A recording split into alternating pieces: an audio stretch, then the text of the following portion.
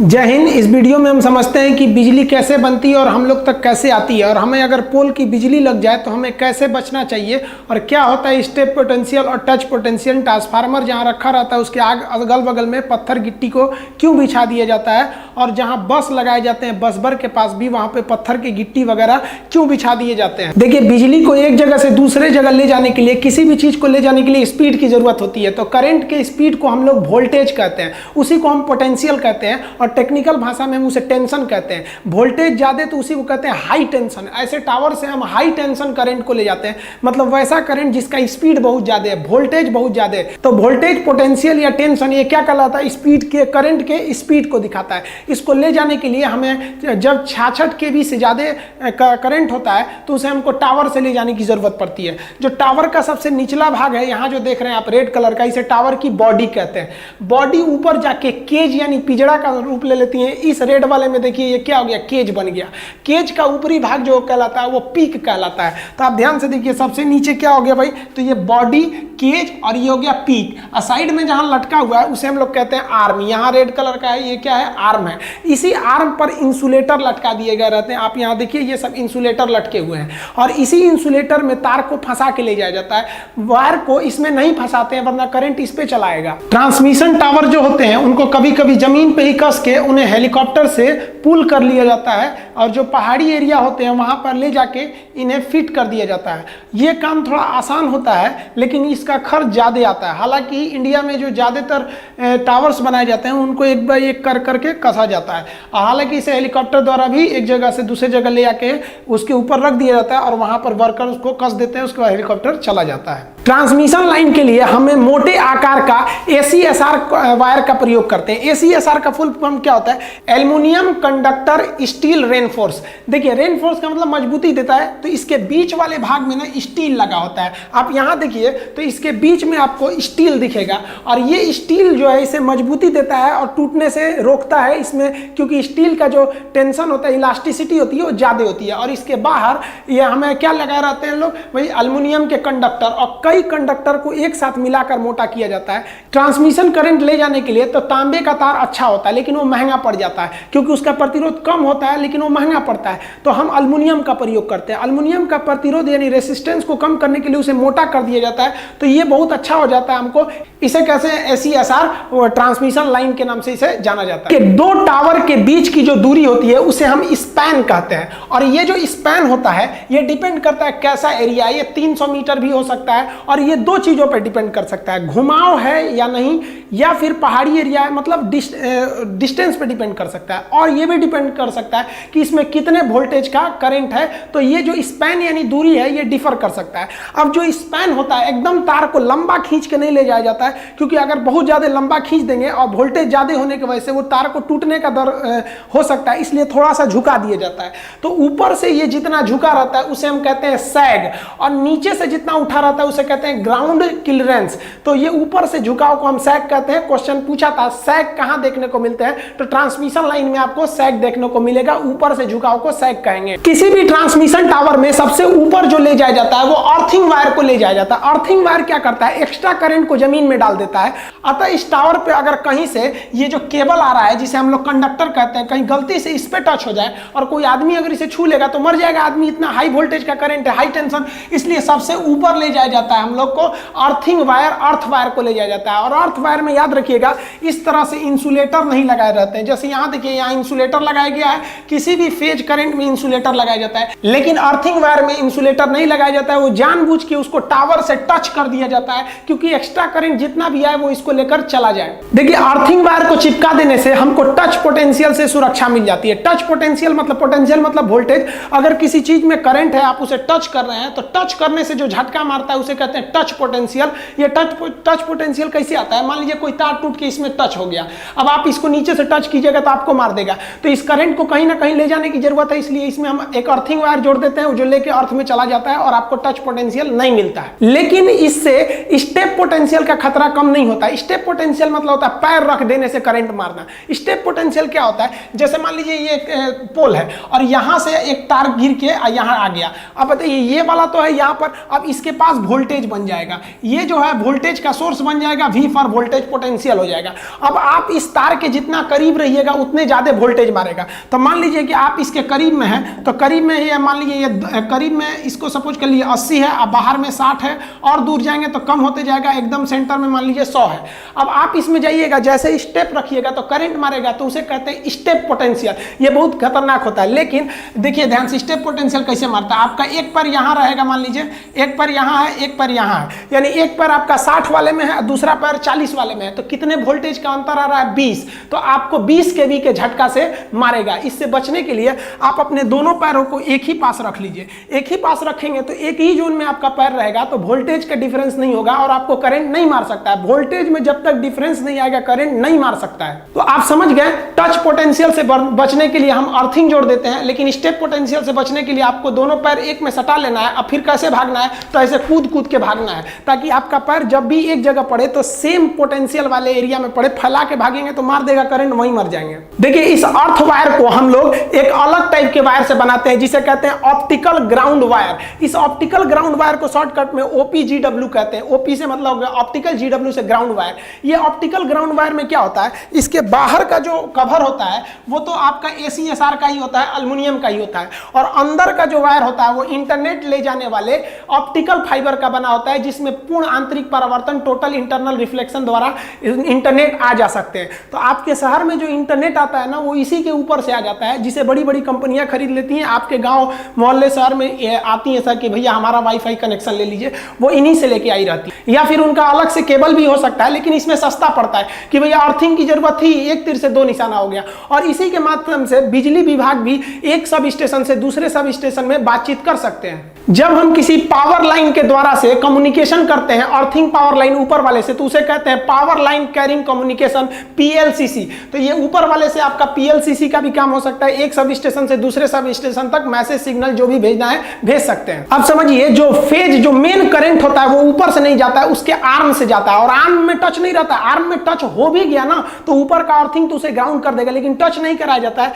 उसे। सस्पेंस, ये जो इंसुलेटर है, अभी हम इंसुलेटर का टाइप बता देंगे। इस इंसुलेटर को लटका देते हैं और यहां से करंट को ले जाया जाता है, यहां से इस तरह से, ताकि ये इसकी बॉडी से टच ना हो सके, ये इंसुलेटर के द्वारा चला जाए। इंसुलेटर इस करंट को आने नहीं देता है। इंसुलेटर के बीच वाला भाग लोहे का ही होता है, लेकिन जो बीच में डिस्क लगी होती है साइड साइड में, वो चीनी मिट्टी की बनी रहती है, पोर्सिलिन की। आपको पता है करंट अंदर से नहीं जाता है, सर्कमफेरेंशियल यानी ऊपर ऊपर जाता है। तो करंट इसमें नहीं आ सकता है, इसको ऐसे आर्म से साइड में चला जाएगा। इंसुलेटर भी कई टाइप के होते हैं, जैसे इसे सस्पेंशन टाइप कहते हैं, इसे स्ट्रेन टाइप कहते हैं। जब ज्यादा वोल्टेज रहता है तो इस तरह से ले जाते हैं, या घुमाव के टाइम पे इस तरह ले जाते हैं, और सीधे जब ले जाना रहता है तो सस्पेंशन टाइप पे ले जाते हैं। लेकिन किसी भी इंसुलेटर के पास देखिएगा तो आपको इस तरह से रिंग टाइप का कुछ मिलेगा। यहां भी देखिए आपको रिंग टाइप का मिलेगा, और यहां देखिए ये रिंग ज्यादा मिल रहा है। इस रिंग को कहते हैं एंटी कोरोना रिंग। देखिए जब वोल्टेज बहुत ज्यादा हो जाता है और बारिश हुई रहती है ना, तो चिंगारी वगैरह निकलने लगता है, जिससे कि कंडक्टर में जंग लग सकता है, और जो आपका वायर है वो अधिक गर्मी के कारण गल के टूट भी सकता है। इसलिए ये साइड साइड में रिंग लगा दिया जाता है। रिंग लगा देने से क्या होता है, जो कोरोना होता है, कोरोना मतलब एक्स्ट्रा करंट जो इस पे आ गया, सर्ज टाइप में आ गया पूरे तरह से, वो इस रिंग पे आ जाए, और रिंग पे आने से गोल गोल चारों ओर फैल जाएगा। फैल जाने से उसका हीट चारों ओर डिस्ट्रीब्यूट हो जाएगा, लाइट डिस्ट्रीब्यूट हो जाएगा, एक ही जगह हीट नहीं मिलेगा, इसलिए तार आपका बच जाएगा। तो इस एक्स्ट्रा करंट या एक्स्ट्रा लीकेज को हम क्या कहते हैं, हम लोग कोरोना इफेक्ट कहते हैं। ये जो बीमारी अभी फैली है वो कोरोना अलग है। इसे राउंड शेप क्यों दिया जाता है ये आप समझ गए। ये कोरोना का एक फायदा भी होता है। ये कोरोना, पहले लोग समझते थे कि कोरोना डिस्चार्ज केवल एक लॉस है, लेकिन इससे एक फायदा होता है कि कोरोना उत्पन्न होने से हमें वर्चुअल कंडक्टर नहीं मिलता है। वर्चुअल कंडक्टर मतलब तार नहीं है, फिर भी करंट आ गया, यानी हवा में करंट आ गया। कैसे? आप बिजली, आप देखेंगे रेलवे का जहां तार गया रहता है, आप उसके नीचे जाएंगे, अगर आप छाता वगैरह लिए हैं और छाता भीगा है ना, और उसका जो लोहा को पकड़ेंगे तो हल्का हल्का आपको झंझनाहट महसूस होगा, जबकि तार से आप टच नहीं है। लेकिन वो एक एरिया बना लिया, वर्चुअल बना लिया। वर्चुअल मीटिंग हो रही है ना कोरोना में, हम वहां नहीं हैं, लेकिन फिर भी हम वहां पे भाषण दे रहे हैं। आप अभी हमसे क्लास ले रहे हैं, कौन सा क्लास है? वर्चुअल क्लास है। तो इसे कहते हैं वर्चुअल कंडक्टर। तो कोरोना उत्पन्न हो जाएगा ना, तो वो एक्स्ट्रा करंट को नीचे जाने ही नहीं देगा कि वर्चुअल कंडक्टर बन सके। अतः कोरोना से एक फायदा भी होता है, वरना वर्चुअल कंडक्शन के कारण तरह तरह की बीमारियां उत्पन्न हो सकती है, और छोटा मोटा चीज को तो करंट मार भी देता है। देखिए कभी कभी कोरोना जो इफेक्ट होता है वो नजर ही नहीं आता है। जैसे यहां आपको दिखाई दे रहा होगा, जो इसमें एक्स्ट्रा लाइटिंग आ रही है, जो सर्ज उत्पन्न हो रहा है, ये कोरोना है। जब बारिश होती है तो कोरोना ज्यादा ही दिखाई देता है। आप इसको देखने के लिए एक अलग टाइप का कैमरा लगाना होता है जो लो कोरोना को भी दिखा सकते हैं। हालांकि हमको नंगी आंख से नहीं दिखाई देगा, जैसे अभी देखिए इस पे कोरोना नहीं दिख रहा था, जबकि उस पे अगर कैमरा से देखेंगे तो इस तरह का कोरोना दिखाई देगा। अब समझिए जंपर वायर क्या होता है। देखिए जितने भी ट्रांसमिशन लाइन में जो वायर गए रहते हैं, कंडक्टर गए रहते हैं, वो आपस में नहीं जुड़े रहते हैं। वरना सोचिए ना, अगर 20 किलोमीटर लंबा अगर तार जोड़ देंगे तो कितना भारी हो जाएगा, दूसरा गिरा देगा पूरा तरह से इंसुलेटर को ही। इसलिए उसमें हम जंपर वायर का प्रयोग करते हैं। जंपर वायर क्या होता है, एक तार आया रहता है और इस इंसुलेटर से जुड़ के और वो यही खत्म हो जाता है और दूसरा इधर खत्म हो जाता है। डायरेक्ट कनेक्शन नहीं रहता है। डायरेक्ट कनेक्शन के लिए एक एक्स्ट्रा तार लगाते हैं। इस एक्स्ट्रा तार को हम जंपर वायर कहते हैं। आप अपने घर गांव में भी देखिएगा ना, जो पोल गया रहता है तो एक पोल से दूसरे पोल में अक्सर जंपर वायर लगा दिया जाता है, तो ये जंपर वायर हो जाते हैं। इससे फायदा ये होता है, दो फायदे होते हैं। एक, जो लोड होता है वो कम हो जाता है। जैसे मान लीजिए ये वाला टावर है, ये बीच वाला टावर की हम तुलना करें तो इस टावर पे केवल 2 तार का लोड है, केवल एक इधर वाले का लोड है और एक इधर वाले का लोड है। कैसे, देखिए जो इधर से तार आ रहा है वो तो यही खत्म हो गया है और वो इंसुलेटर से जुड़ा हुआ है, और वहां के केवल करंट लाने के लिए छोटा सा आपका जंपर तार लगा हुआ है, जंपर वायर। पूरे तार का लोड इधर नहीं है। इस टावर पे आपका लोड केवल इसका है और इधर से इसका है, यानी कोई भी टावर केवल 2 तार का लोड रोक रहा है। इसलिए इसका जो इंसुलेटर होता है वो सुरक्षित होता है। ये इंसुलेटर पे ज्यादा लोड नहीं पड़ता है। लेकिन अगर पूरा जोड़ देते इधर से उधर तो लोड ज्यादा हो जाता है, टूट सकता था। इसके अलावा एक और फायदा होता है, ये स्विच का काम करते हैं। जैसे मान लीजिए कि हमको यहाँ कुछ गड़बड़ी आ गई है, इस एरिया में हमको बनाना है, तो पूरा पावर लाइन काटने की क्या जरूरत है भाई। इधर से लाइट इधर भी गया होगा, कई जगह गया होगा, डिस्ट्रीब्यूट हुआ होगा, हमको यहाँ बनाना है तो हम क्या करेंगे, यहाँ का जंपर वायर छोड़ा देंगे। यहाँ का अगर जंपर वायर छोड़ा दिए तो करंट यहाँ से हट जाएगा। जैसे देखिए ना, यहाँ पे ये इंसुलेटर है, ये करंट को आगे जाने ही नहीं देगा, और ये भी इंसुलेटर है, करंट को आगे ही नहीं जाने देगा। मान लीजिए कि हमको यहाँ पर कोई वर्क का काम करना है तो हमको यहाँ से यहाँ करंट इंसुलेटर से थोड़ी जा रहा था, ये जंपर वायर से जा रहा था। अब आप देखिए इस इमेज में यहाँ जंपर वायर जो है ना वो तोड़ दिया गया, ब्रोकन जंपर वायर खोल दिया गया, तो करंट यहाँ तक तो आएगा लेकिन आगे नहीं जाएगा और हम वहाँ काम आराम से कर सकते हैं बिना सब स्टेशन को बंद किए। देखिए जब भी किसी कंडक्टर में बहुत हाई वोल्टेज जाता है ना तो उसमें एक झंझनाहट, एक वाइब्रेशन उत्पन्न हो जाता है। एकदम ज्यादा 33,000 वोल्ट का करंट जा रहा है तो झंझनाहट उत्पन्न हो जाता है। तो इस झंझनाहट को कम करने के लिए यहाँ पर एक इंस्ट्रूमेंट लगाया जाता है जिसे कहते हैं स्टॉक ब्रिज डंपर। ये डंपर क्या करते हैं, आप इस तरह के शेप में देखे होंगे डंपर होते हैं, यहाँ बड़ा करके देख लेंगे, ये है डंपर। जब भी हाई वोल्टेज का करंट इस ACSR कंडक्टर में जाएगा तो ये कंडक्टर कंपन करेगा। तो ये क्या करता है, इस कंपन को अपने ऊपर ले लेता है और ये दोनों वाले साइड कैसे इस कंपन करके उस कंपन को खत्म कर देते हैं, ताकि पूरे करंट में, पूरे कंडक्टर में कंपन ना हो, वरना पूरा कंपन होगा तो बहुत भारी हो जाता है वो और टूट भी सकता है। ट्रांसमिशन लाइन में बहुत ज्यादा वायर ले गए रहते हैं करंट के लिए, बहुत ही ज्यादा।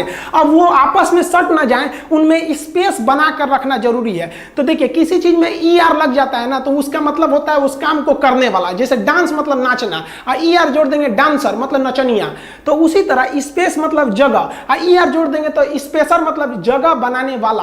तो इस दो तार आपस में सट ना जाए इसलिए अलग अलग टाइप के स्पेसर का प्रयोग किया जाता है। देखिए ये है आपका स्पेसर, ये सब क्या है, सब अलग अलग टाइप के स्पेसर है सब। आप देखिए यहाँ पर ये अगर ये स्पेसर नहीं रहता तो ये तार आपस में जुड़ जाते सब, और जब मान लीजिए एक में 1000 वोल्ट जा रहा है, 4 ठो जुड़ गया 4000 वोल्ट, पूरा उड़ जाएगा कंडक्टर ही है। तो कंडक्टर आपस में उड़ ना जाए इसलिए उसके बीच में स्पेस बनाने के लिए स्पेसर लगाया जाता है। आप देखिए इस केबल में यहाँ से वहां तक वायर में हर जगह जगह पे स्पेसर लगा दिया जाता है। इसे चढ़ के भी फिट किया जा सकता है और हेलीकॉप्टर द्वारा भी फिट किया जा सकता है, लेकिन ये स्पेसर काफी जरूरी होते हैं। गांव में ये स्पेसर नहीं होता है तो गांव की जो लाइट होती है वो गई रहती है, तो बीच बीच में लकड़ी का फट्टा लगा के बांध दिया जाता है ताकि आपस में सटे नहीं, स्पेस बना रहे। स्पेसर को जनरली हेलीकॉप्टर से लोग उसको इंस्टॉल कर देते हैं, हालांकि इंडिया में हेलीकॉप्टर का उतना यूज नहीं किया जाता है। ये जो स्पेसर होते हैं ये किसी भी कंडक्टर को आपस में जुड़ने नहीं देते हैं, वरना ये जुड़ के एक दूसरे से बहुत ज्यादा वोल्टेज बढ़ जाएगा और शॉर्ट सर्किट का डर बन सकता है। स्पेसर लगाना काफी रिस्की काम होता है, इसलिए ये सेफ्टी बेल्ट वगैरह अपने साथ रखते हैं। और ये जो ACSR वायर होता है इसमें स्पेसर को फंसा के और कस दिया जाता है ताकि उनको हमेशा उसकी सेफ्टी बनी रहे।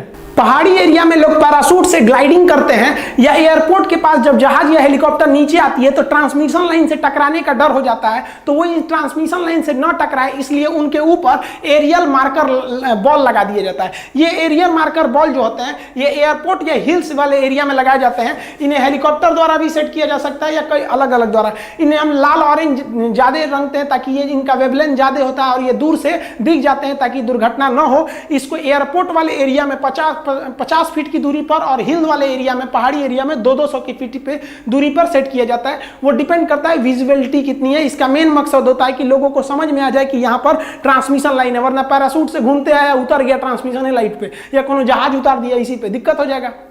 देखिए ट्रांसमिशन लाइन जब भीड़ भाड़ वाले एरिया से गुजरता है या किसी हाईवे से ऊपर से गुजरता है, मतलब ऐसा लगता है कि अगर ये ट्रांसमिशन लाइन टूट के गिर जाए तो नीचे लोगों की जान का खतरा हो जाएगा, तो एक अलग से तार वहां पे जाली बना दिया जाता है तार का, उसे हम लोग कहते हैं गार्डिंग वायर। ये गार्ड करते रहता है कि ऊपर से तार नीचे ना गिरे। ये भीड़ भाड़ वाले ही एरिया में लगाया जाता है गार्डिंग वायर। आप अपने शहर वगैरह में भी देखे होंगे इस तरह से गार्डिंग वायर लगाया जाता है। ये गार्डिंग वायर का एरिया डिपेंड करता है कि भीड़ का एरिया कितना है और नीचे की सड़क कैसी है।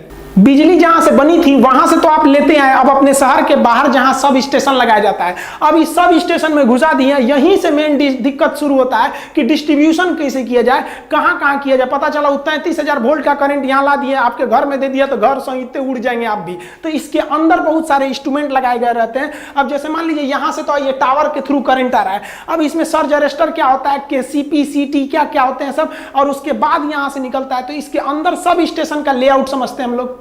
देखिए टावर द्वारा उतना जो वायर लाया जा रहा था उस वायर को आखिर कहां जोड़िएगा, तो उस वायर को जोड़ने के लिए हम बस का प्रयोग करते हैं। यहाँ जो व्हाइट कलर की लाइनिंग दिख रही है ये क्या है, बस है। 3 ठो बस दिखेगा, 1 2 3, और यहाँ भी आपको 2 बस मिलेगा, 1 2।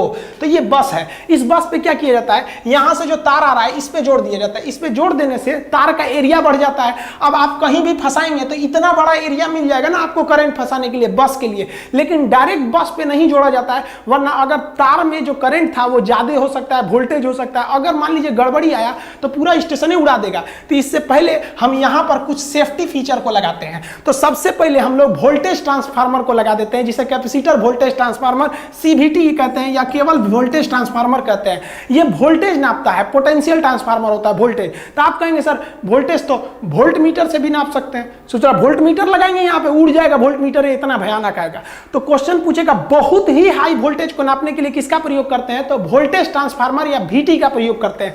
तो सबसे पहले यहाँ पे हम लोग जो टावर से करंट आ रहा है वो सब स्टेशन में घुसने से पहले उसका वोल्टेज नाप लिया जाता है, भाई कितना वोल्टेज का है।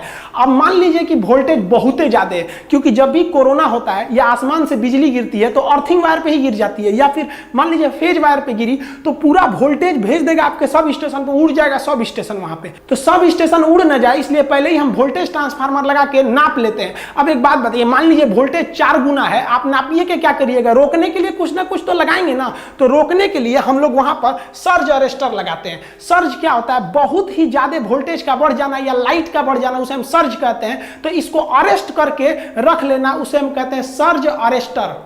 तो वोल्टेज ट्रांसफार्मर के जस्ट पीछे होता है सर्ज अरेस्टर। दोनों की डिजाइनिंग सेम रहती है। आप यहां देखिए लंबा लंबा ये दिख रहा है, ये वोल्टेज ट्रांसफार्मर है, ये वोल्टेज ट्रांसफार्मर है, और जस्ट यहां पे लगा हुआ है आपका सर्ज अरेस्टर। ये सर्ज अरेस्टर क्या करता है, थोड़े जो जेन्युइन करंट है जितना चाहिए उतना को वो आने देगा, और हाई वोल्टेज के करंट को जमीन में डाल देगा। जमीन का पोटेंशियल 0 होता है, कितना भी वोल्टेज दीजिए वो ले लेगा। जैसे प्रेशर कुकर देखते हैं, कुकर के अंदर अगर प्रेशर नॉर्मल है तो कहता है कि बबुआ अंदर ही रहो, और जहां ज्यादा होता है तो सीटी हट के कहता चल बाहर भाग बाहर भाग। तो ये इस तरह से एक प्रेशर कुकर का सीटी की तरह काम करता है ये सब स्टेशन के लिए, कि अगर नॉर्मल वोल्टेज आएगा, जिस वोल्टेज के लिए सब स्टेशन बना है, मान लीजिए 66,000 33,000 वोल्ट के लिए बना है, तो उतने को ये जाने देगा। लेकिन अगर इससे पहले लगा वोल्टेज ट्रांसफार्मर कह देगा नहीं भैया 33,000 की जगह ये 45,000 दे रहा है, तो ये क्या करेगा, 33,000 को जाने देगा। अब बाकी बचा एक्स्ट्रा को ना ये ग्राउंड कर देगा जमीन के अंदर, कहेगा भाग तुम अंदर यहाँ पे, वरना आगे जाके गड़बड़ हो जाएगा। सर्ज अरेस्टर भी डिपेंड करता है कितने वोल्टेज के लिए।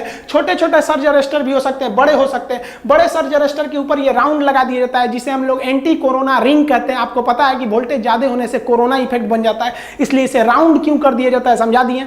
देखिए टावर से तो अब करंट आ गया है, वोल्टेज ट्रांसफार्मर पार करके सर्ज अरेस्टर को पार कर गया है, तो आप यहां वोल्टेज तो कंट्रोल कर लिए, लेकिन फ्रीक्वेंसी कौन कंट्रोल करेगा। उतनी हैवी फ्रीक्वेंसी आएगी। हमारे घरों की जो फ्रीक्वेंसी होती है वो 50 होती है, हमको 50 फ्रीक्वेंसी की चाहिए। हमारा जितना भी इंस्ट्रूमेंट होता है वो प्लस माइनस 5 को देख सकता है, यानी 50 से 55 भी हो गया तो भी देख लेगा, 50 से कम 45 भी है तो भी दिक्कत नहीं। लेकिन फ्रीक्वेंसी अगर आपके घर की आ गई 45 से कम तो भी उड़ जाएगा, 55 से ज्यादा हो गया तो भी उड़ जाएगा। तो आपसे पूछेगा कि एसी करंट की फ्रीक्वेंसी कितनी होती है, तो आप 50 मत बोलिएगा, 50 अब प्लस माइनस 5 ये उसका टॉलरेंस हो जाएगा कि इतने को वो टॉलरेट कर सकता है, इससे कम और ज्यादा को वो टॉलरेट नहीं कर पाएगा। तो फ्रीक्वेंसी को बराबर रखने के लिए हम एक एल्युमिनियम का इस शेप में बॉक्स लगा देते हैं। आप देखे होंगे कई सारे बॉक्स लटके रहते हैं, इसे हम लोग वेव ट्रैप या लाइन ट्रैप के नाम से कहते हैं। ये ट्रैप जो होते हैं ये फ्रीक्वेंसी को क्या करते हैं, कंट्रोल करते हैं। दो तरह की फ्रीक्वेंसी, एक जो आपका करंट आ रहा है उसको 50 बरकरार रखे रहते हैं, और जो आपका कम्युनिकेशन लाइन के लिए फ्रीक्वेंसी आती है लगभग 168 हर्ट्ज की, उसको भी वो लोग क्या किए रहते हैं, बरकरार रखे रहते हैं। क्योंकि दोनों काम हो रहा है, आपका वोल्टेज करंट भी आ रहा है और ऊपर से ऑप्टिकल फाइबर से आपका सिग्नल भी आ रहा है। तो ये जो होता है फ्रीक्वेंसी को कंट्रोल करता है, इसलिए इसे वेव ट्रैप के नाम से जानते हैं। अब ये अंदर घुसेगा यहां पर, तो एक बात बताइए, यहां से तो सब चीज कंट्रोल है। मान लिया कि यहां पे कुछ गड़बड़ी आ गया, कुछ उड़ गया, या फिर किसी का तबीयत खराब होकर इसी में गिर गया, सांप निकल गया इसी में, तो उसमें कौन जाएगा, मार देगा करंट। तो एक कट करने के लिए एक स्विच होना चाहिए ना, कि नहीं। तो आपके घर में भी जो स्विच होता है वो सबसे मेन गेट पे लगा रहता है। तो करंट जैसे घुसता है तो वहां डिस्कनेक्टिंग स्विच लगा रहता है। इस स्विच को वहां पे ऐसे पैर रखिएगा, उठा देंगे यहाँ पे, तो ये क्या हो जाएगा, उठ जाएगा और करंट कट जाएगा। तो जानबूझ के करंट को काटने के लिए हम डिस्कनेक्टिंग स्विच का प्रयोग करते हैं। डिस्कनेक्टिंग स्विच के बाद अब करंट अंदर आना चालू करता है सब स्टेशन के एरिया में। देखिए, सर्ज अरेस्टर और वोल्टेज ट्रांसफार्मर द्वारा आप तो वोल्टेज को कंट्रोल कर लिए हैं, और डिस्कनेक्टर स्विच ऑन है यानी करंट अंदर घुस गया। अब आप करंट को नापे हैं कि कितना एम्पियर का है। मान लीजिए आपको 100 एम्पियर चाहिए, आ गया है 500 एम्पियर, तब तो उड़ जाएगा। वोल्टेज तो अलग चीज होता है, एम्पियर भी तो नापना चाहिए। तो एम्पियर नापने के लिए आप क्या अमीटर का प्रयोग करेंगे, उड़ जाएगा। अमीटर इतना छोटा अमीटर होता है। तो करंट को नापने के लिए हम लोग करंट ट्रांसफार्मर का प्रयोग करते हैं, जिसे हम लोग कहते हैं सीटी। तो यहां पर हम लोग लगाते हैं अब अंदर की ओर सीटी, करंट ट्रांसफार्मर। अब ये बस के रास्ते अंदर घुस गया, अब इसमें क्या लगा देंगे, सीटी करंट ट्रांसफार्मर। अभी भी हम लोग डिस्ट्रीब्यूशन के लाइन में नहीं गए, वरना घर में भेज देंगे, किसी का मर जाएगा वहां पे। अभी हम यहाँ पे करंट नापेंगे। करंट नाप लेते हैं हम लोग किसके द्वारा, सीटी यानी करंट ट्रांसफार्मर द्वारा। अब उसको अंदर भेजते हैं हम लोग सर्किट ब्रेकर द्वारा। मान लिया कि सर्ज अरेस्टर से कोई गलती हो गई हो, वोल्टमीटर नापने में गलती कर दिया हो। ऐसा भी हो सकता है कि करंट ट्रांसफार्मर ज्यादा करंट था लेकिन कम में नापा हो। तो हम रिस्क क्यों ले, इन लोगों से अगर कहीं गलती हो गया है तो हमको यहां बीच में एक तो हम लोग लगा देते हैं सर्किट ब्रेकर। आप ये देख रहे हैं सर्किट ब्रेकर है, ये शेप में देखिए सर्किट ब्रेकर। इधर से करंट आया और इधर ये भेज दिया। अगर इन लोग के नापने में गलती हुई रहेगी तो ये जो सर्किट ब्रेकर है ये अपने से सर्किट को रोक देगा। ये एमसीबी होता है तो वो छोटा होता है, मिनिएचर सर्किट ब्रेकर, छोटका सर्किट ब्रेकर। इतना बड़का है धोधड़ सर्किट ब्रेकर, ये बहुत बड़ा होता है एकदम। तो ये हो गया सर्किट ब्रेकर। अब इसके बाद करंट को भेजेंगे हम ट्रांसफार्मर के पास। देखिए, बस कई ठो लगाए जाते हैं। मान लीजिए ये कभी ये गड़बड़ हुआ तो हम उतने देर तक करंट को रोकेंगे थोड़ी ना। यहां से तार छोड़ा के इस पे लगा सकते हैं, फिर इस पे लगा सकते हैं, तो सब में सेम फंक्शन होता है। अब इसके बाद हम लोग भेज देते हैं सर्किट ब्रेकर के बाद यहां पर ट्रांसफार्मर के पास। अब ध्यान दीजिए, ये ट्रांसफार्मर जो है, ट्रांसफार्मर में भी ट्रांसफार्मर के पहुंचने से पहले सर्ज अरेस्टर लगाया जाता है। देखिए, ट्रांसफार्मर में पहुंचने से पहले सर्ज अरेस्टर है कि कहीं ससुरा यो गलती कर दिया रहे तब क्या करेंगे, तो ये सर्ज अरेस्टर जो है एक्स्ट्रा करंट को ग्राउंड कर देगा। उसके बाद ये इसके हाई पोटेंशियल पे आएगा, उसके बाद लो वोल्टेज के थ्रू ये कहां निकल जाएगा, डिस्ट्रीब्यूट होने के लिए हमारे आपके शहर गली मोहल्ला में यहां से निकाल दिया जाएगा छोटे छोटे पोल के मदद से, जिसे हम लोग कहते हैं डिस्ट्रीब्यूशन लाइन। अभी जो ये आ रहा था ये था ट्रांसमिशन लाइन, और ये पूरा का पूरा एरिया है ये है कहलाता है सब स्टेशन। सब स्टेशन पे करंट देते हैं लोग किस पे, बस द्वारा, बस भर से, और उसके बाद डिस्ट्रीब्यूट करके आगे भेजते हैं। अब इस ट्रांसफार्मर से निकलेगा हम लोग को, तो ये ट्रांसफार्मर है स्टेप डाउन है। तो जो आ रहा था वो हाई वोल्टेज से आ रहा था, अब घर में देगा तो लो वोल्टेज से देगा, तो स्टेप डाउन। ट्रांसफार्मर के हम पार्ट्स समझा दिए थे, इसके क्या क्या पार्ट्स होते हैं। नेक्स्ट में हम आपको समझाएंगे कि ट्रांसफार्मर कितने प्रकार का होता है। अब आगे समझिए डिस्ट्रीब्यूशन कैसे होता है। सब स्टेशन के पास जो ट्रांसफार्मर होते हैं उसके नीचे जो पत्थर लगाए जाते हैं, इसके कई कारण हैं। पत्थर लगा देने से वहाँ पेड़ वगैरह नहीं उगते हैं, वरना पेड़ उग के ट्रांसफार्मर से टच हो जाएंगे और करंट आ सकता है।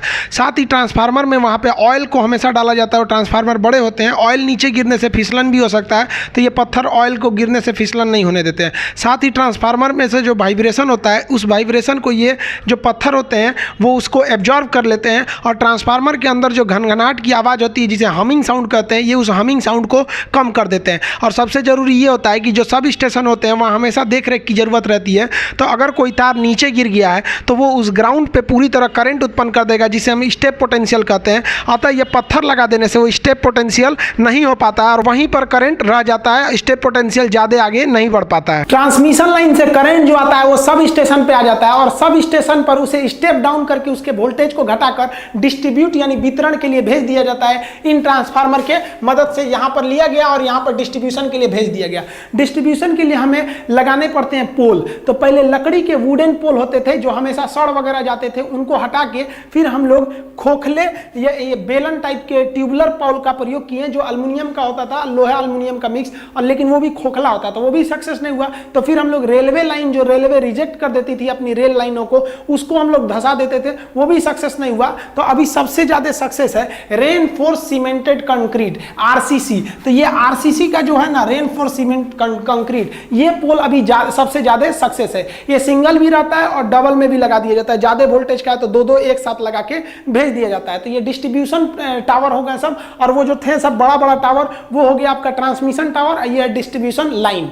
डिस्ट्रीब्यूशन लाइन में हमको 3 फेज ले जाने के लिए हम लोग वी क्रॉस आर्म का प्रयोग करते हैं। तो ये जो क्रॉस है तो इसे हम लोग कहते हैं क्रॉस आर्म। तो एक फेज इससे चला जाएगा, एक फेज इससे चला जाएगा, और एक जो फेज है वो ऊपर से चला जाएगा एफ ब्रैकेट द्वारा यहां से। तो ये वी क्रॉस हो गया। देखिए अगर 11,000 वोल्ट का है तो वी क्रॉस छोटा रहता है, और अगर 33,000 का है तो और ज्यादा दूरी पर रहता है, क्योंकि हाई वोल्टेज के करंट को दूर पर ले जाना रहता है। और इसके बीच बीच में लकड़ी का हम लोग क्या करते हैं, स्पेसर लगा देते हैं ताकि ये दूरी बरकरार रहे। लेकिन जब पोल शुरुआत करता है, जहां से स्टार्ट करता है, तो मान लीजिए पोल है कई ठो, यहां से लाइन से ऐसे ऐसे पोल है, तो ये जो बीच वाले पोल हैं इनको कोई दिक्कत नहीं है। लेकिन जो शुरुआत वाला पोल है इस पर तो इधर से एक खिंचाव काम करेगा, इसे थोड़ा झुक जाएगा। तो जरूरत है कि इसको पीछे से इसे घींचले रहे आदमी की भैया लुढ़कना मत उधर से। तो शुरुआती पोल पर हम लोग साइड में एक मजबूती के लिए एक अलग से वायर जोड़ देते हैं, जिसे हम लोग कहते हैं स्टे। तो इस वायर को हम लोग कहते हैं स्टे वायर। इसको जमीन में धंसा दिया जाता है और आधा कंक्रीट भर दिया जाता है, और यहाँ पर इसके बाद यहाँ पर जो स्टे रॉड लगा दिया जाता है और यहाँ पर स्टे क्लैंप लगा दिया जाता है। स्टे क्लैंप को इस वायर, इस पोल से जोड़ देते हैं यहाँ पे भी। अब यहाँ एक दिक्कत है कि बाय द वे कभी पोल पे करंट आएगा तो ये ससुरा इसके थ्रू यहाँ पे भी आ जाएगा। तो इसके बीच में एक तो गे इंसुलेटर जोड़ देते हैं। ये गे इंसुलेटर जो होता है पोल के करंट को यहीं तक रोक देता है, नीचे आने नहीं देता है, वरना नीचे आ जाएगा तो या तो ग्राउंड पोटेंशियल डालेगा या तो स्टेप पोटेंशियल डालेगा, मतलब टच पोटेंशियल या स्टेप पोटेंशियल के फॉर्म में आ जाएगा। तो इसे हम लोग क्या कहते हैं लोग, स्टे। तो ये स्टे वायर से बनाया जाता है। ये 2 जगह लगाया जाता है, स्टार्ट और लास्ट में लगाया जाता है, या फिर जहां से पोल घूम रही होती है। मान लीजिए यहां से ऐसे पोल है और फिर इधर ले जाना है, तो देखिए ये वाला वायर तो आएगा यहां और ये वाला आएगा यहां। तो ये जो पोल है ना अंदर धंस सकता है, तो इधर एक तो हम लोग इसमें क्या लगा देंगे, स्टे लगा देंगे। तो शुरुआत या लास्ट में स्टे लगाते हैं, या फिर जहां घुमाव होता है वहां पर स्टे लगाते हैं। क्वेश्चन पूछेगा कि स्टे में करंट ना आए, इसे रोकने के लिए किसका प्रयोग करते हैं, तो हम लोग गे इंसुलेटर का प्रयोग करते हैं। अभी हम पूरे टाइप के इंसुलेटर आपको बता देते हैं। देखिए बिजली विभाग घरों में वितरण के लिए, जो डिस्ट्रीब्यूशन के लिए नंगे केबल का प्रयोग करते थे, नंगे तार का, जो एल्युमिनियम का बना होता था, जिससे आदमी टोक फंसा के चोरी कर लेता था। इसलिए बिजली विभाग ने चोरी को कम करने के लिए और इलेक्ट्रिक लॉस को कम करने के लिए, साथ ही उन इलेक्ट्रिक वायर का जो था लाइफ ज्यादा नहीं थी, वो भीगते थे और उन पे जंग लग सकता था, इसलिए उसको चेंज करके इस काले रंग का वायर लगा रही है, जिसे एरियल बाउंस केबल या इसी को एबीसी कहते हैं। तो आजकल जो आपके गांव वगैरह में एबीसी का काम चालू हो गया होगा, नहीं भी हुआ होगा तो चालू हो रहा होगा, नहीं तो आपका पुराना एल्युमिनियम वाला लगा होगा। तो ये एबीसी वायर इस तरह लगे रहते हैं, इसे इस क्लैंप द्वारा इसे पोल पे फंसा दिया जाता है। इस एबीसी को देखिएगा तो इसमें जो होते हैं वो टोटल 5 वायर होते हैं। देखिए जिसमें 3 वायर काफी मोटे होते हैं, वो फेज के करंट को ले जाते हैं, मोटे जो आपके घर में दे देगा वो फेज करंट हो जाता है, और 2 वायर पतले होते हैं। जैसे इसमें यहाँ पे एक ये है, एक ये है, बाकी ये देखिए सेम साइज के 3 ठो मोटे मोटे हैं। आप अपने देखेंगे एरियल बाउंस केबल को, तो ये 3 तो हो गए फेज के लिए। एक जो पतला है वो सड़क पर लाइट के लिए लगा देते हैं, स्ट्रीट लाइट के लिए, जिससे वेपर वगैरह जलता है, और एक और जो पतला वाला है उसे हम लोग न्यूट्रल वायर के लिए जोड़ देते हैं। देखिए अर्थिंग क्या चीज होता है, न्यूट्रल क्या होता है, फेज क्या होता है, आप कहेंगे तो इस पर अलग वीडियो बना देंगे, क्योंकि जितना जरूरी फेज है उतना ही जरूरी न्यूट्रल भी है। तो ये न्यूट्रल के लिए एक वायर हो जाता है। जो न्यूट्रल वाला होता है वो एल्युमिनियम के एलॉय का बना होता है, जबकि ये जो तीनों हैं सब चारों ये बने रहते हैं एल्युमिनियम के। इसके ऊपर कवर लगा दिया जाता है ताकि ये बारिश से न भीगे और इस पे चोरी भी न किया जा सके। इंसुलेटर कितने टाइप का होता है उसे समझने से पहले हम लोग ये समझते हैं इंसुलेटर कहते किसे है। इंसुलेटर वैसे चीज होते हैं जो अपने से ऊपर होकर करंट को जाने नहीं देते हैं। करंट किसी चीज के अंदर से नहीं जाता है बल्कि बाहर सर्कमफेरेंशियली गुजरता है, तो अपने बाहर से करंट को जाने नहीं देते हैं, उसे हम लोग इंसुलेटर कहते हैं। इंसुलेटर जो बिजली के लिए लगाए जाते हैं वो बेसिकली 3 टाइप के होते हैं, या तो वो फिर पॉलीमर के बने होंगे, या ग्लास के बने होंगे, या फिर वो पोर्सिलीन के बने होंगे। पोर्सिलीन यानी चीनी मिट्टी के इंसुलेटर का काफी प्रयोग होता है। तो 3 तरह के मटेरियल का प्रयोग होता है इंसुलेटर को बनाने में मोस्टली। अब हम इंसुलेटर के प्रकार को समझते हैं कि इंसुलेटर कितने प्रकार के होते हैं। तो देखिए इंसुलेटर जो होगा वो सबसे पहले समझिए डिस्क इंसुलेटर। ये डिस्क यानी कटोरे समान होते हैं। ये 1 2 3 4 कई टाइप के डिस्क को मिला के बनाए जाते हैं। जनरली जो होता है इनके रेसिस्टेंस, इनके पहचानने का तरीका क्या होता है, एक डिस्क को हम अमूमन मानते हैं कि ये 11 kV के करंट को ले जाएगा। हालांकि इसको निकालने के लिए एक अलग फार्मूला होता है, लेकिन ये शॉर्टकट तरीका ठीक है कि आप निकाल सकते हैं, लेकिन इसमें थोड़ा बहुत का अंतर आता है पॉइंट में, उस पर ज्यादा दिक्कत नहीं करना है। तो ये एक डिस्क बराबर आपका 11 kV। तो अब मतलब यहाँ पे 3 डिस्क दिख रहे हैं, तो आपको कितने kV का ये ले जा सकता है, 33 kV के करंट को ये ले जा सकता है। अब आप मटेरियल देखिएगा तो ये पॉलीमर का बना है, ये ग्लास का बना है, ये पोर्सिलीन का बना है। तो मटेरियल अलग चीज होता है, अभी टाइप समझिए। तो डिस्क टाइप का हो जाता है। डिस्क इंसुलेटर कई डिस्क को जोड़ देंगे तो आप हाई टेंशन करंट को ले जा सकते हैं। तो इसमें सब देखिए, एक होता है अगर 90 डिग्री पे लटका है तो उसे कहते हैं सस्पेंशन टाइप इंसुलेटर। कौन सा इंसुलेटर हो गया भाई, suspension type. Suspension type insulator वहां लगाया जाता है जहां बहुत ज्यादा वोल्टेज नहीं रहता, मतलब मीडियम लेवल का रहता है। ये तो लगाया जाएगा तो ट्रांसमिशन लाइन में ही जहां पे बहुत ज्यादा वोल्टेज रहता है। तो ये वहां लगाएंगे ना जहां पे घुमाव नहीं है, सीधे जा रहा है। लेकिन अगर कहीं पे घुमाव आ गया है और वोल्टेज भी बहुत ज्यादा है तो वहां पर हम स्ट्रेन टाइप इंसुलेटर लगाएंगे। ये ऐसे झुके रहते हैं, जैसे यहां देखिए ये स्ट्रेन टाइप इंसुलेटर है। अब ये मटेरियल पे मत जाइएगा, मटेरियल तीनों में से कोई एक हो सकता है। स्ट्रेन टाइप इंसुलेटर ज्यादा वोल्टेज के लिए प्रयोग किए जाते हैं, ये हल्का सा झुके रहते हैं। एक होता है post type insulator. Post insulator क्या होता है, ये भी हैवी वोल्टेज के लिए प्रयोग किए जाते हैं। ये किसी इंस्ट्रूमेंट के ऊपर रखे जाते हैं, जैसे ट्रांसफार्मर के ऊपर दिखेगा तो ये पोस्ट टाइप इंसुलेटर होते हैं। ये हो गया आपका पोस्ट टाइप इंसुलेटर। अगर आप इनकी कैटेगरी देखिएगा तो ये मटेरियल, तो ये पोर्सिलीन के बने हैं। यहां आप ये वाले को देखेंगे तो ये पॉलीमर का बना हुआ है। तो मटेरियल कुछ भी हो सकते हैं, टाइप यहां हम बता रहे हैं आपको। देखिए जो डिस्ट्रीब्यूशन लाइन होते हैं, तो डिस्ट्रीब्यूशन लाइन में जो इंसुलेटर का प्रयोग किया जाता है वो अलग होते हैं, वो छोटे साइज के होते हैं। एक हो गया पिन इंसुलेटर। पिन इंसुलेटर आप अपने पोल पे देखे होंगे, ये इस टाइप के होते हैं और ऊपर एक घाट बना रहता है, खाली जगह रहता है जिसमें आपको इस तरह से तार रख के ले जाएंगे। लेकिन तार रख के ले जाएंगे, कौवा बैठेगा तो उतार देगा ससुरा का तरवा को नीचे, तब क्या होगा। तो देखिए यहाँ पे ध्यान से देखिए, तार को ले जाया जाता है और यहां से इस तरह से इसमें थ्रेड यानी बांध दिया जाता है ताकि हिल डुल नहीं करे, उसी तार से खूब बढ़िया पिलास वगैरह से पकड़ के। तो इसे हम लोग कहते हैं पिन टाइप इंसुलेटर। लेकिन इसकी खराबी है, पिन टाइप इंसुलेटर को आप किसी गली या चौराहे के घुमाव पे लगा देंगे ना, तो घूमने के टाइम ये पिन जो होता है उतर जाएगा इस घाट में से। तो इसके लिए हम लोग लगाते हैं सेकल इंसुलेटर। सेकल इंसुलेटर में ऊपर देखिएगा यहाँ पे पिन नहीं रहता है, बल्कि इसमें से नचा के, तार को नचा के ले गया रहता है घुमाव के टाइम पे। तो ये देखिए ये लगा हुआ है सेकल इंसुलेटर। तो ये घुमाव पे लगाए जाते हैं, या फिर जहां से पोल स्टार्ट हो रहा है वहां लगाएंगे। पोलवा स्टार्ट हो रहा है तो ऊपरा बांधेंगे कैसे, उखड़ के चल जाएगा वहां पे। तो ये सेकल इंसुलेटर हुआ। ये तो बता दिए आपको कि जहां घुमाव होता है या स्टार्टिंग पोल होता है तो वहां पर हम एक पोल की मजबूती के लिए एक स्टे देते हैं, और स्टे में करंट ना आ जाए इसलिए वहां पे एक इंसुलेटर लगाया जाता है जिसे हम लोग कहते हैं गे इंसुलेटर। तो ये हो गया आपका गे इंसुलेटर। ये हमेशा कहां लगाए जाते हैं, स्टे वायर में इसको लगाया जाता है। आई होप कि आप समझ गए होंगे। आप आज सोचते होंगे कि बिजली बनती कैसे है, और ये जो आसमान से गिरने वाली बिजली होती है इससे लोगों की जान कैसे चली जाती है, क्या इस बिजली को हम किसी कैपेसिटर में या किसी बैटरी या इन्वर्टर में स्टोर कर सकते हैं या नहीं, कैपेसिटर और बैटरी में अंतर क्या होता है, ये करंट कैसे देता है और बैटरी कैसे देती है, कौन ज्यादा पावरफुल होता है, चार्ज को कौन स्टोर करता है, एनर्जी को कौन स्टोर करता है, इन्वर्टर सिस्टम में और यूपीएस सिस्टम में क्या अंतर होता है, बैंक या एटीएम में हम कभी भी या फिर ऑपरेशन थिएटर में इन्वर्टर नहीं लगाते हैं, यूपीएस लगाते हैं, इस सब में क्या अंतर होता है, इस सब के बारे में हम नेक्स्ट वीडियो में बता देंगे। तब तक के लिए जय हिंद।